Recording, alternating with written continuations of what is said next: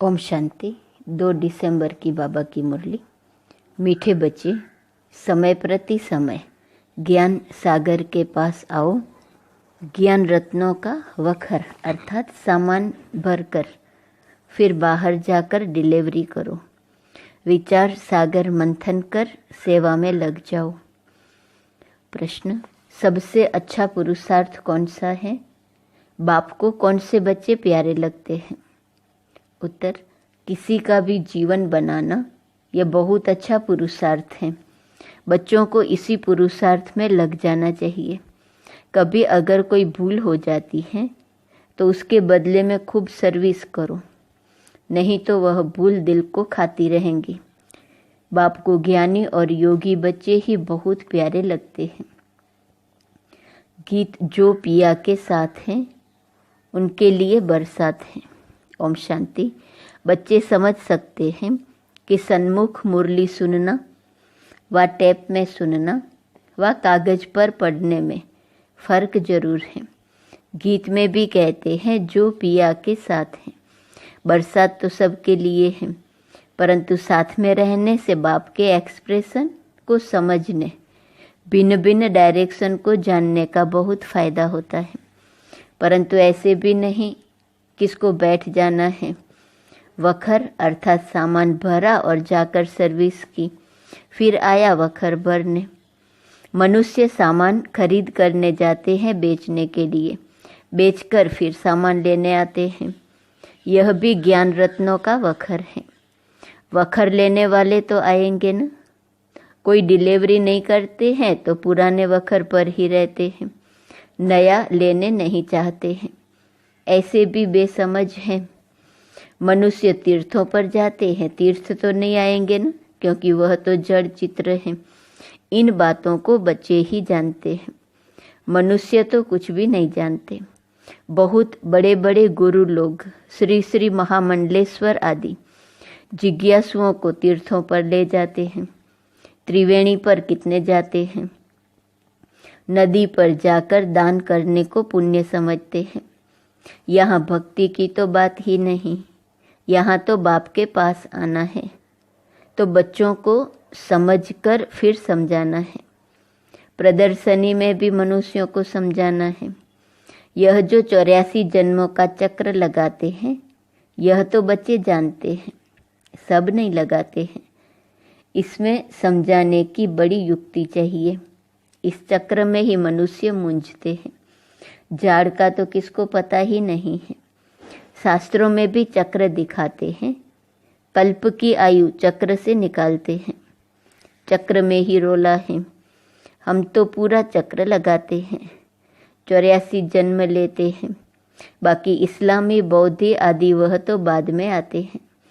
हम कैसे उस चक्र से सतो रजो तमो में पास करते हैं, वह गोले में दिखाया हुआ है।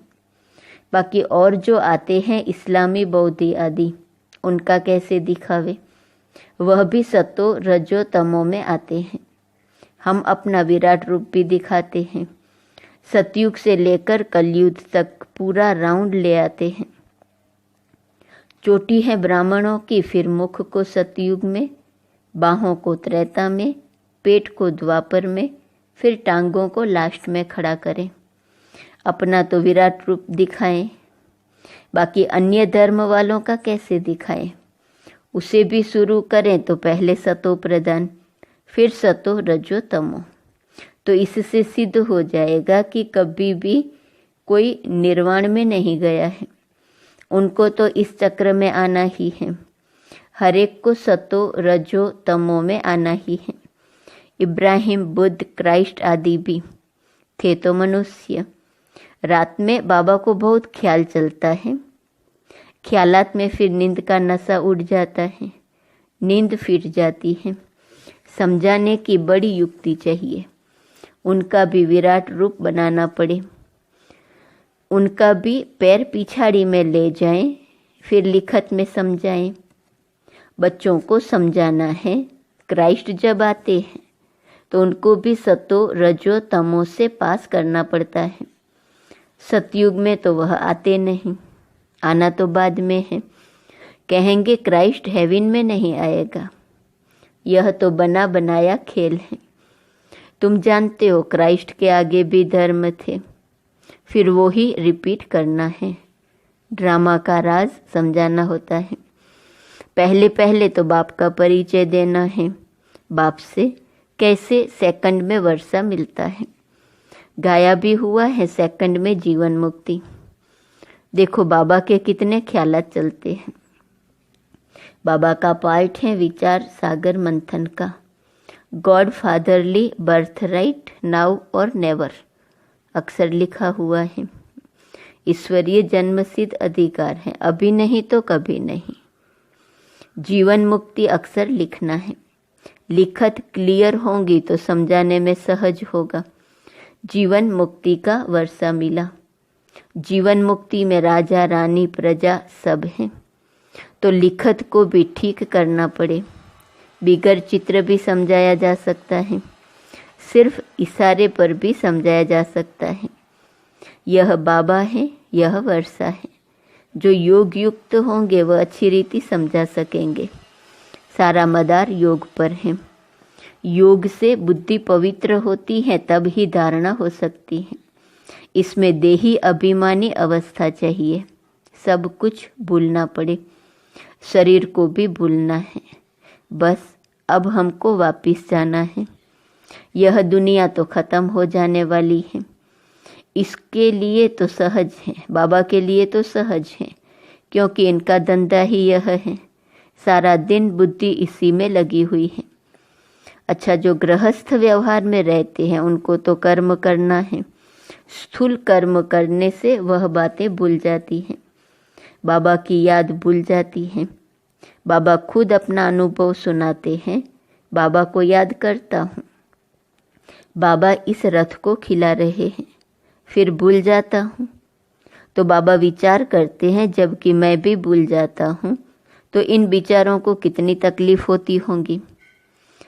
इस चार्ट को बड़ा कैसे सकते होंगे। प्रवृत्ति मार्ग वालों के लिए मुश्किल है, उन्हों को फिर मेहनत करनी पड़े। बाबा समझाते तो सबको है। जो पुरुषार्थ करते होंगे वह रिजल्ट लिख भेज सकते हैं। बाबा जानते हैं बरोबर डिफ़िकल्ट है। बाबा कहते हैं रात को मेहनत करो, तुम्हारा थक सारा उतर जाएगा। अगर तुम योग युक्त हो, विचार सागर मंथन करते रहेंगे तो। बाबा अपना अनुभव बताते हैं। कब और बातों तरफ बुद्धि चली जाती है तो माथा गर्म हो जाता है। फिर उन तूफानों से बुद्धि को निकाल इस विचार सागर मंथन में लग जाता हूँ, तो माथा हल्का हो जाता है। माया के तूफान तो अनेक प्रकार के आते हैं। इस तरफ बुद्धि लगाने से वह थकावट सारी उतर जाती है, बुद्धि रिफ्रेश हो जाती है। बाबा की सर्विस में लग जाते हैं तो योग और ज्ञान का मक्खन मिल जाता है। यह बाबा अनुभव बता रहे हैं। बाप तो बच्चों को बताएंगे ना, ऐसे ऐसे होगा, माया के विकल्प आएंगे। बुद्धि को फिर उस तरफ लगा देना चाहिए। चित्र उठाकर उसी पर ख्यालात करना चाहिए, तो माया का तूफान उड़ जाए। बाबा जानते हैं कि माया ऐसी है जो याद में रहने नहीं देती। थोड़े हैं जो पूरा याद में रहते हैं। बड़ी बड़ी बातें तो बहुत करते हैं। अगर बाबा की याद में रहे तो बुद्धि क्लियर रहे। याद करने जैसा माखन और कोई है नहीं, परंतु स्थूल बोझ बहुत होने से याद कम हो जाती है। बम्बई में देखो पोप आया, कितनी उनकी महिमा थी, जैसे कि सबका भगवान आया था। ताकत वाले हैं ना। भारतवासियों को अपने धर्म का पता नहीं है। अपना धर्म हिंदू कहते रहते हैं। हिंदू तो कोई धर्म ही नहीं है। कहाँ से आया, कब स्थापन हुआ, किसको पता नहीं है। तुम्हारे में ज्ञान की उछल आनी चाहिए। शिव शक्तियों को ज्ञान में उछल मारनी चाहिए। उन्होंने तो शक्तियों को सिर पर दिखाया है सारी ज्ञान की बात। पिछाड़ी में जब तुम्हारे में ताकत आएंगी तो साधु संत आदि को भी समझाएंगे। इतना ज्ञान जब बुद्धि में हो तब उछल आ सकती है। जैसे चक्राता गांव में खेती करने वालों को टीचर पढ़ाते हैं तो वह पढ़ते नहीं, उनको खेतीबाड़ी ही अच्छी लगती है। ऐसे आज के मनुष्यों को यह ज्ञान दो तो कहेंगे यह अच्छा नहीं लगता, हमको तो शास्त्र पढ़ने हैं। परंतु भगवान साफ कहते हैं जप तप दान पुण्य आदि से अथवा शास्त्र पढ़ने से मेरे को किसी ने नहीं पाया है। ड्रामा को नहीं जानते, वह थोड़े समझते हैं, नाटक में एक्टर्स हैं, पार्ट बजाने यह चोला लिया है। यह है ही कांटों का जंगल, एक दूसरे को कांटा लगाते लूटते मारते रहते हैं। सूरत भल मनुष्य की है परंतु सीरत बंदर जैसी है। बाप बैठ बच्चों को समझाते हैं, कोई नया सुने तो गर्म हो जाए, बच्चे थोड़े ही गर्म होंगे। बाप कहते हैं मैं बच्चों को ही समझाता हूँ। बच्चों को माता पिता कुछ भी कह सकते हैं, बच्चों को बाप चमाट भी मारे तो दूसरा थोड़े ही कुछ कर सकता। माता पिता का तो फर्ज है बच्चों को सुधारना, परंतु यहाँ लॉ नहीं है। जैसा कर्म मैं करूँगा मुझे देख और भी करेंगे। तो बाबा ने जो विचार सागर मंथन किया वह भी बताया। यह पहला नंबर में है, इनको 84 जन्म लेने पड़ते हैं। तो और भी जो हेड्स हैं, धर्म स्थापक हैं, वे फिर निर्वाण में कैसे जाएंगे? उनको सतो रजो तमो में जरूर आना है।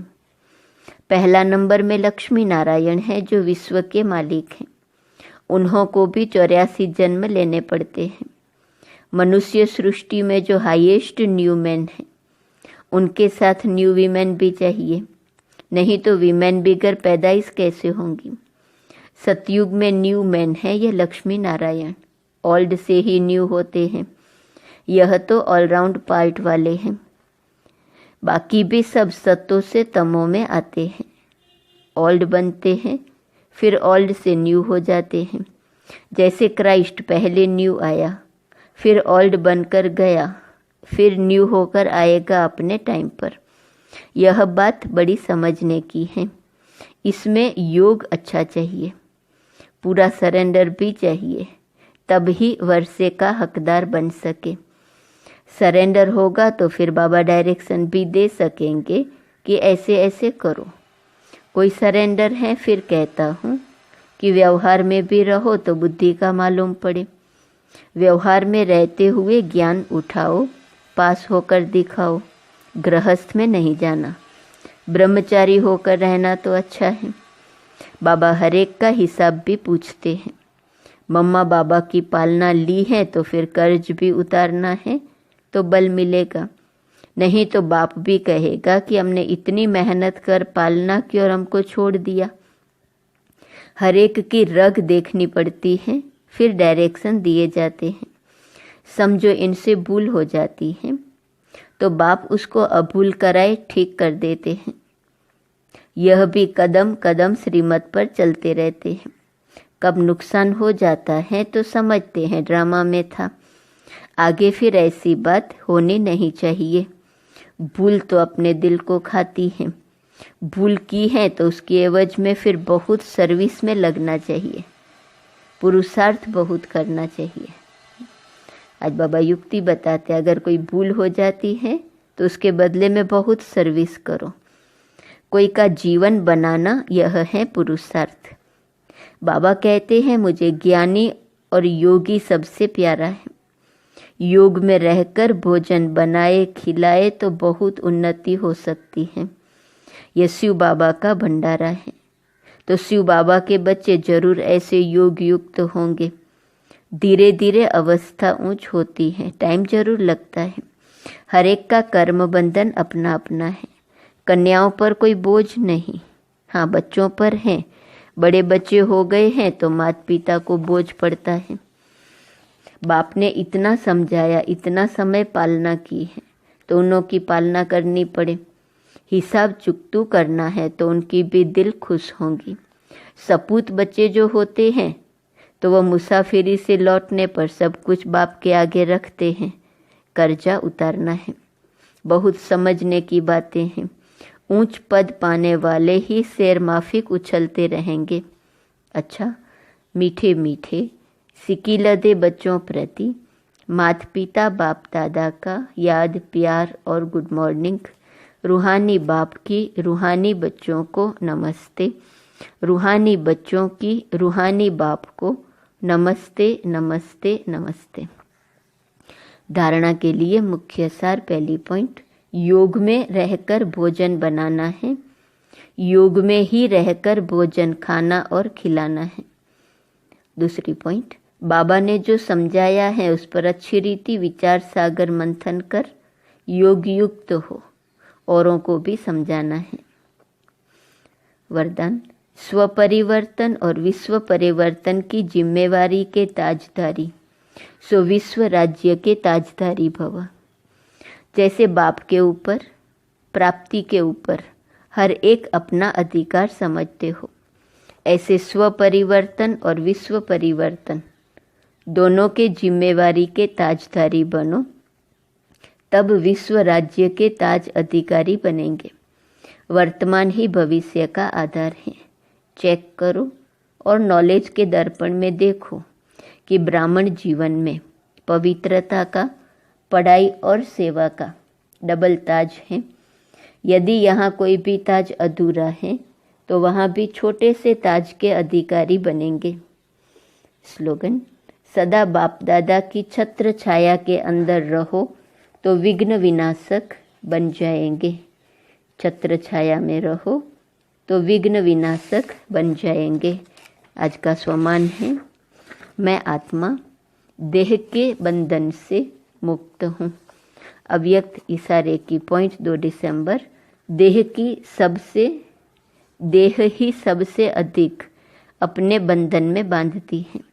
इस बंधन से मुक्त होने के लिए कर्तव्य का आधार समझ शरीर में आओ, कर्म पूरा होते ही न्यारे हो जाओ। जो इस देह के बंधन से मुक्त है वही योग युक्त है।